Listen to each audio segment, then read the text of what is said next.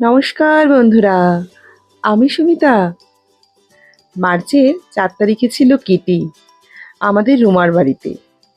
রুমার বাড়িতে অনেক দিন বাদেই কিটির ডেট পড়লো, তাই চলে গেলাম রুমার বাড়িতে তৈরি হয়ে। তো যাওয়ার সময় তো লিজার সঙ্গে চলে গেছিলাম, দিয়ে রেডি হয়ে কিটিতে চলে যাওয়ার জন্য বেরিয়ে পড়লাম। তখন প্রায় বাজে দুপুর 1টা।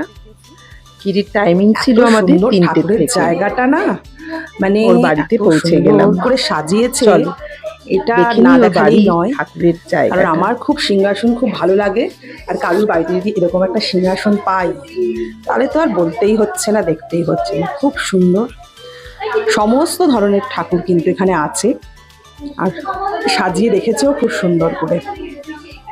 এই যে 2 গোপাল, এখানে রয়েছে মায়াপুরের শ্রীকৃষ্ণ রাধা। এত সুন্দর সাজানো, সেটা একদম মানে খুব সুন্দর লাগছে। এই হলো পুরো ওর ঠাকুরের জায়গাটা। ওর চয়েস ভীষণ সুন্দর, আর মাথা থেকে আইডিয়াও বার করে করে সুন্দর করে সাজিয়েছে।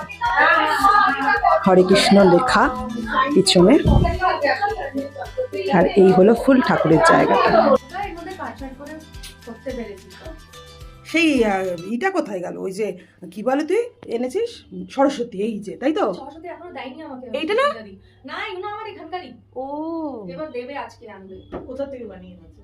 ও কলকাতা গেছিল না, আমি বলেছিলাম একটা সরস্বতী ঠাকুর যদি পারো। আগে তো বললো না, মূর্তি টুর্তি আনতে পারবো না। দেখে নিও তুমি, আমার কোনো না ছোট্ট খাটো। হ্যাঁ, আমি ছোটখাটো কিন্তু কাউকে বলতে পারবো না। এমনি করে আমি বললাম তুমি দেখে নিও, যদি তোমার সুবিধা হয় তাহলে, না তাই না। তো দেখলাম সিআর পার্কেও পাওয়া যায় এমনিতে।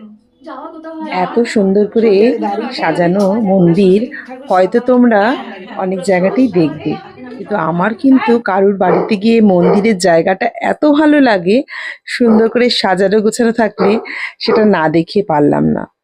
ওর অপূর্ব রুচি জ্ঞান, এত সুন্দর করে বাড়িঘর সাজিয়েছে সে আর বলার মতন নয়। বাচ্চাদের ঘরটা দেখো কত সুন্দর লাগছিল। আমি ভিডিও না তুলে পারলাম না বন্ধুরা। খুব সুন্দর করে সব জায়গাটা ওর সাজানো, পুরো বাড়িটাই ও খুব সুন্দর করে নিজের মনের মতো করে সাজিয়েছে।